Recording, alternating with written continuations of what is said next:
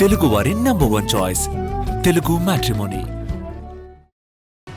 ఏపీలోని 4 గ్రామ పంచాయతీల్ని తెలంగాణలో విలీనం చేయాలంటూ కేంద్ర హోంమంత్రి అమిత్ షాకి విజ్ఞప్తి చేశారు మంత్రి తుమ్మల నాగేశ్వరరావు. నిజామాబాద్లో పసుపు బోర్డు కార్యాలయ ప్రారంభోత్సవానికి హాజరైన కేంద్ర మంత్రికి ఈ మేరకు వినతి పత్రం అందించారు తుమ్మల. ఏపీ పునర్విభజన చట్టం 2014లో భాగంగా ఆంధ్రప్రదేశ్లో కలిసిన భద్రాచలం చుట్టుపక్కల గ్రామాలైన ఎటపాక, కన్నాయిగూడెం, పిచ్చుకలపాడు, పురుషోత్తపట్నం గ్రామాల్ని తిరిగి తెలంగాణలో విలీనం చేయాలని కేంద్ర మంత్రిని లేఖ ద్వారా కోరారు.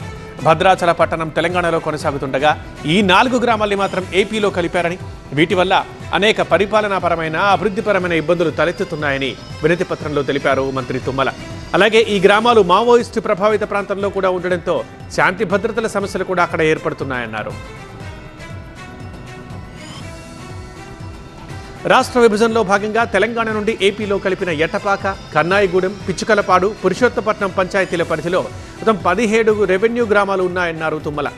భద్రాచలంలోని విద్యాసంస్థల్లో చదివే గిరిజన విద్యార్థుల రాకపోకలకు ఇబ్బంది కలుగుతోందన్నారు. 2 రాష్ట్రాల చెక్పోస్టుల వల్ల గిరిజనులు, వాణిజ్య వాహనాలకు సమస్యలు వస్తున్నాయని లేఖలో చెప్పారు తుమ్మల. భద్రాచల దేవస్థాన భూములు ఏపీ పరిధిలో ఉండడంతో ఆలయ నిర్వహణకు కూడా ఇబ్బందులు కలుగుతున్నాయని వివరించారు. ఈ సమస్యల్ని పరిష్కరించేందుకు ఆ గ్రామ పంచాయతీలను తిరిగి తెలంగాణలో కలపడం అత్యవసరమని లేఖలో కోరారు.